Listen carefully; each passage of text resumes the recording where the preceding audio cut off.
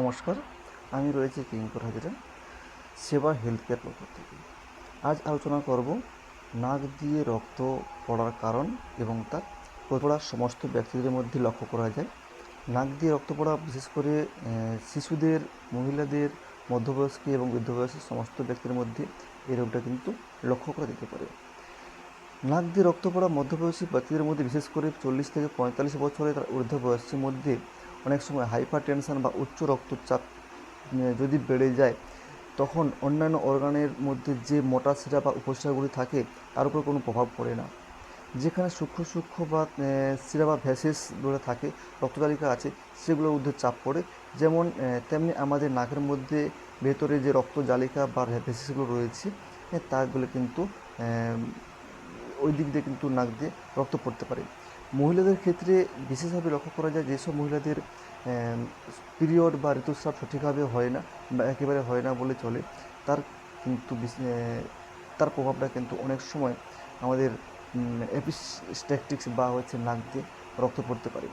শিশুদের ক্ষেত্রে অনেক সময় ছোট ছোট বা সূক্ষ্ম সূক্ষ্ম কৃমি কারণে কী হয়, নাকের মধ্যে চলে আসে, যেখানে শিশুরা কী করে আঙুল দিয়ে চুলকাতে থাকে, তখন ওই নাকের ভিতরে স্বচ্ছ যে পাতলা বা সিলমা ঝিলগুলো থাকে, সেগুলো কী করে হয়, অটোমেটিক কেটে যায়, যার কারণে কিন্তু অনেক সময় নাকের মধ্যে ফলের বীজ বা ফর্মবোর্ড ঢুকে যায়, যার কারণে নাকের মধ্যে ইনফেকশান তৈরি হয়। ওই ইনফেকশানের হওয়ার কারণে ওখানে পুঁজ সৃষ্টি হয়, পুঁজের মাধ্যমে পুঁজে দিয়ে রক্তরস বা অনেক সময় নাক দিয়ে রক্ত পড়তে, যদি খুব বেশি বা খুব জোরে আঘাত লাগে, তখন কিন্তু নাকের মধ্যে যে সিলমা থাকে, ঝিল্লি থাকে, সেই ঝিল্লি ফেটে যায়, ফেটে গিয়ে কিন্তু রক্ত পড়তে পারে। এই জেনেটিক বা জিনগত বা বংশগত কারণে কিন্তু রক্তক্ষরণ হতে পারে। অনেকেই দেখবেন পূর্বপুরুষদের যদি রক্ত পড়ার রোগের সঙ্গে যুক্ত থাকেন, বা দেখবেন অনেকেরই পূর্বপুরুষদের নাক দিয়ে রক্ত গড়িয়ে পড়তে দেখা গিয়েছে, ওইসব ব্যক্তিদের পরবর্তী প্রজন্মে কিন্তু এই লক্ষণটা থাকতে পারে। এবং হিমোফিলিয়া, অর্থাৎ যেসব ব্যক্তিদের মধ্যে শরীরে ভিটামিন সি, ক্যালসিয়াম এবং ভিটামিন কে বা ঘাটতি রয়েছে, তাদের কিন্তু vitamin K, vitamin C, vitamin এর অভাবে কিন্তু তাদের শরীরে কিন্তু ওই প্রথম দিন বা রক্ত জমাট বাঁধতে বাধা ঘটতে পারে বা সৃষ্টি করতে পারে, জমাট বাঁধতে পারে না বা ক্ষমতা হ্রাস পায়। তা সেসব শরীরের ক্ষেত্রে কিন্তু ওইসব ব্যক্তিদের মধ্যেও দেখা যায় নাক দিয়ে রক্ত পড়তে পারে। আমাদের শরীরে কিছু জটিল রোগ রয়েছে, যেমন হৃদরোগ, কিডনি রোগ, ফুসফুসের রোগ। এইসব ক্ষেত্রীদের যে সিস্টেমেটিক ইনফেকশান হয়ে যায়। আমাদের শরীরে কিছু জটিল রোগ আছে, যেমন লিউকেমিয়া, লিভারের রোগ, লিভার সিরোসিস, জন্ডিস, হৃদরোগ এবং কিডনি রোগ। এইসব ক্ষেত্রীদের কিন্তু নাক দিয়ে রক্ত গড়াতে পারে। এছাড়াও সিস্টেমিক রোগ আছে, যেমন যেমন ধরুন কালাজ্বর, ম্যালেরিয়া জ্বর, ডেঙ্গু জ্বর, টাইফয়েড জ্বর, হাম জ্বর এবং চিকেন পক্স। এইসব ক্ষেত্রেও কিন্তু সিস্টেমেটিক ইনফেকশান বা এপিসিস্টিস হতে দেখা যেতে পারে বা নাক দিয়ে রক্ত পড়তে দেখা যায়। এবং যেসব ব্যক্তিদের হিস্ট্রিতে রয়েছে, তাদের ক্ষেত্রেও কিন্তু অনেক সময় এপিসিস্টিস বা নাক দিয়ে রক্ত গড়াতে পারে।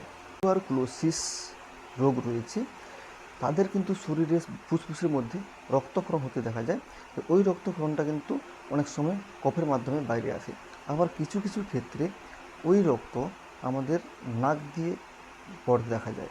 হ্যাঁ, যদি দু একবার নাক দিয়ে রক্ত পড়ে, তাহলে তার উপর কোনো প্রভাব পড়ে না। যদি অতিরিক্ত রক্ত পড়ায়, তখন কিন্তু আপনাকে কী করতে হবে, আপনার নাকে বা ঘাড়ে ঠান্ডা বরফ বা বরফ আপনাকে লাগাতে হতে পারে। বরফ লাগালে কিছুটা উপশম পাওয়া যায়। এছাড়াও 2 থেকে 5 মিনিট যদি আপনি নাকটা চেপে ধরে রাখেন, অনেক সময় কী হয়, যেখানে আপনার নাকের ঝিল্লিটা ফেটে গেছে, ওইখানে কিন্তু ক্লট বাঁধতে সহযোগিতা করে। তখন কিন্তু অনেক সময় রক্তক্ষরণ বন্ধ হতে দেখা যায় বা উপশম পাওয়া যায়। কিছু প্রপার ট্রিটমেন্ট বা কিছু ভেসেস কনস্ট্রিক্টর ট্রিটমেন্ট আছে, যেগুলো অ্যাড্রিনালিন সলিউশন বা অ্যাড্রিনালিন ড্রগও 5 থেকে 10 ফোঁটা, 15 থেকে 20 ফোঁটা জলের দিয়ে ওটা যদি নাকে স্প্রে করা হয়, তাহলে কিন্তু অনেক সময় নাক থেকে রক্তপাত বা এপিসিস্টিক্স কম হতে দেখা যায়। নাকের স্প্রে যেমন নেসিভিয়ান, অট্রিভিন এবং জাইলোমিস্ট, এইসব নাকের স্প্রে যদি আপনি তুলোর মধ্যে 10 থেকে 15 ফোঁটা নিয়ে নাকের মধ্যে চেপে রাখেন, তাহলে কিন্তু ওই জায়গায় নাক থেকে রক্ত পড়া বন্ধ হতে দেখতে হয়।